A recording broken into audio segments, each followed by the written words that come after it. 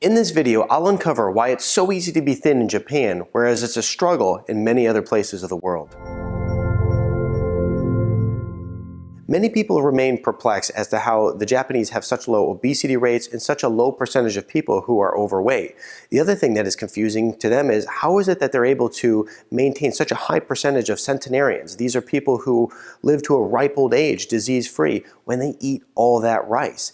And so that's what we're going to break down in this video. We're going to talk about, first of all, why is it so easy to be thin in Japan, but also we're going to talk about all the little details. A lot of people are confused. They're eating all this rice. It's linked to obesity. It's linked to type 2 diabetes, and yet they're still so thin. So we'll uncover all the details in this video, so stick around to the end. But before we get started, I'm Dr. Zyrowski, and welcome to the channel. If you're new to the channel, it is a pleasure to have you here. Be sure to hit the notification bell and join our notification community. That way I can help you excel your health and your life. Okay, let's go ahead and break down, first of all, some of the numbers, some of the statistics here. Now, the obesity rate in the US versus Japan. Now, when we look at the body mass index, we're talking about BMIs over 30. The reason BMI over 30 is a concern because this is basically one of the numbers we look at where we consider if you're over 30, then you fall into the state of obesity. Now, BMI over 30. In the US, it's estimated that 32% of people have a BMI over 30. This means that 32% of people fall into the obese category. Now, in Japan, it is very different. In Japan, there's only 3.6% of people who fall into the obese category.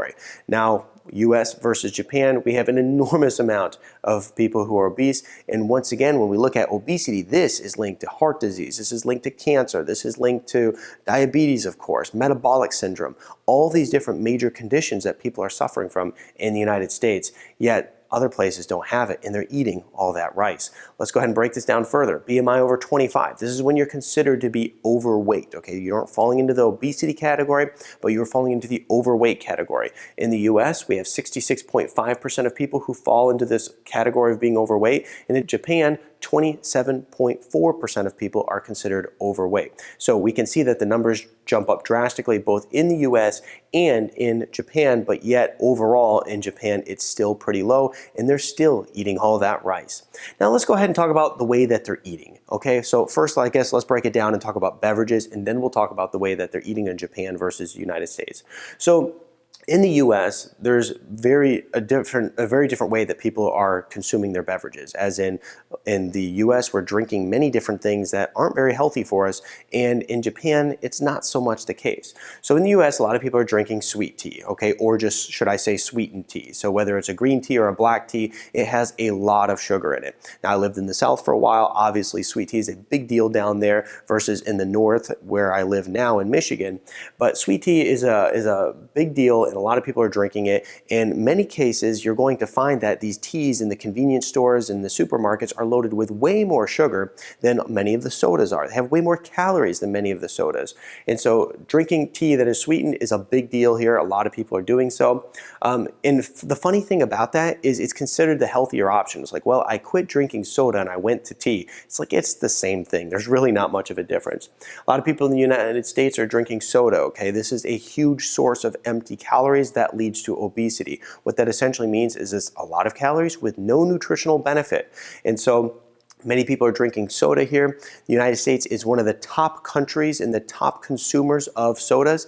Mexico has beat us out here in the United States, but the United States still remains second on the list. And so huge amount of soda consumption here. And like I said, this is very, very much the reason that many people struggle with their weight in the United States, drinking high sugar teas and sodas all day long.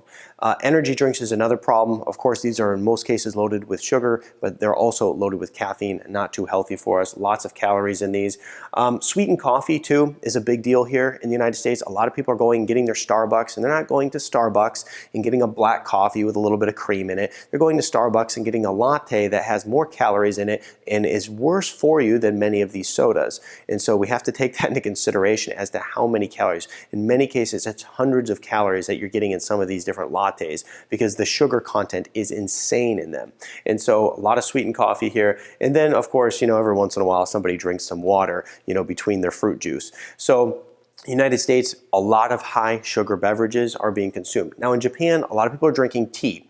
Now it's a very staple drink over there to have things like green tea, black tea, And the thing is, when they're drinking tea, they're not putting a bunch of sugar into it. So tea has an enormous amount of benefit, and that's why a lot of people think that they're doing themselves a favor when they go from soda to some sort of tea. But unfortunately, like I said, it has a lot of sugar in it. They are drinking the tea. They're getting the benefits from it, the antioxidant benefits, the catechins, the weight loss benefits that like green tea has to offer.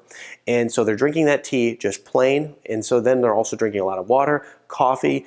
They aren't drinking a bunch of sweetened coffee over there. And then as far as soda, they are a pretty high consumer of soda, but not near as much as the United States is consuming yearly.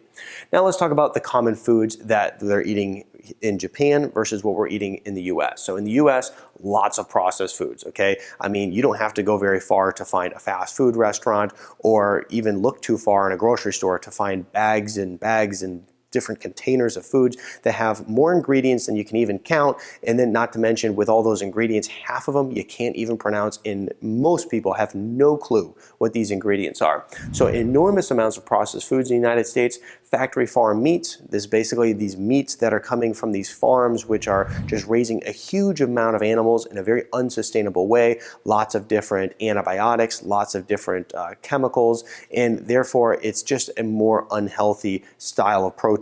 When you look at overall, all the different ways you can consume protein, factory farm meats is not a great way. Next here is going to be wheat. Now, wheat is a major issue because it has something called gluten in it, okay? This gluten is linked to autoimmune diseases, inflammatory conditions, and a lot of different gut conditions. And we consume a lot of wheat here in the United States, and of course is not good for us. Also, sugar, which we kind of just mentioned on the other part of the presentation here, that a lot of people are consuming way too much sugar. I mean, there's sugar in everything here. You simply can go grab a can of tomatoes and it's got sugar added to it. You can go to a restaurant and get a little salt packet and you look at it and it has sugar added to it. And so often we're finding sugar added in things that just have no reason to have sugar in them, but in the United States, sugar's added to everything, it seems. And then large portions. In the United States, everything is supersized, and a lot of people are consuming very large portions that are putting them far beyond the calories that they should be consuming on a daily basis if they're trying to either maintain or lose weight. Now in Japan, what are they doing there? They're eating a lot more whole food. You're going to find that there's a way less processed foods when you go to Japan. They're also eating a lot of seafood. Now seafood, of course, is good for you in many ways. Lots of DHA, lots of good omegas. Now there's reason to believe seafood is not good for you in many cases too, because the oceans have become very polluted. There's lots of different issues with toxicity. But in general, when you look at seafood, it's considered to be a healthier food to consume versus some of the different meats that people are eating here in the United States. Now, both have their problems, but overall, seafood is a good protein source, lots of good fats. They're also consuming a lot of rice there. Now, one of the things about rice is that, it is considered to be not a very nutritionally beneficial food, but it also doesn't cause a lot of problems like wheat does. Wheat has the gluten in it, causes a lot of autoimmune conditions. Rice is considered to be a very autoimmune safe food just because there's just not a whole lot there that's going to, disrupt the immune system.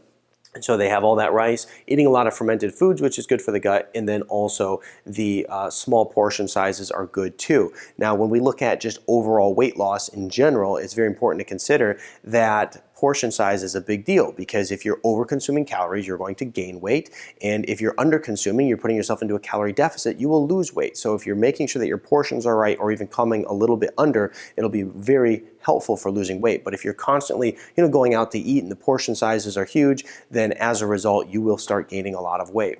Now let's talk about a few other things here. So when we look at Japan, yes, a lot of people look at the fact that they eat rice and they kind of just break it down. How can they stay thin if they're eating rice? But you have to look at the whole picture, the big picture, okay? Their standard way of eating is much cleaner than it is here in the United States. Whereas in the United States, the standard way of eating, the average way of eating, of course, not the people who are watching this channel on a regular basis, but for the average person, this is it, and it's not a good way to eat. Now for them, just the average person, it's so much easier for them to come across good, healthy foods. So you can't just look at the fact that they eat rice and say, how is it possible? You have to consider the whole picture. You can't break a healthy lifestyle down to just one particular food. You have to look at everything.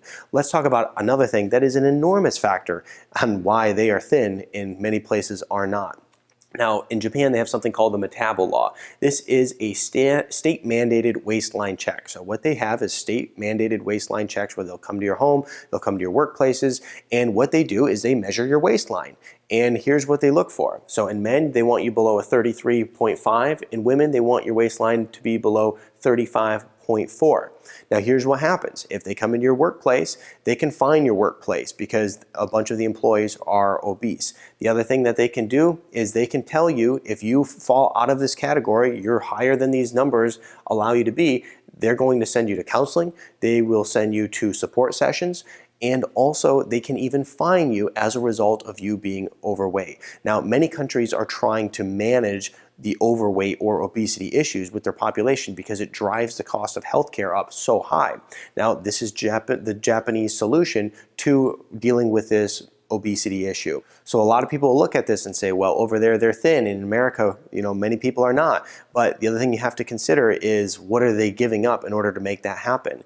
And so how would you feel if somebody was coming to your home and they were measuring your waist and then they were either sending you to counseling, support sessions, or sending you fines because you fell out of the proper measurement? So we have to take all this stuff into consideration when we consider why they are thin and many people here are not. But we can't just break it down to the fact that they eat rice and we don't eat as much rice here. Like that's one thing that many people get hung up on, and it's a ridiculous argument. So give this video a thumbs up, share this video with your friends, and then check out this video I did over here where I break down the difference between rice and wheat and which one I would choose if I had to make a choice on the spot. Now, when we look at white rice versus white bread, we're just going to talk about traditional white rice, traditional white bread.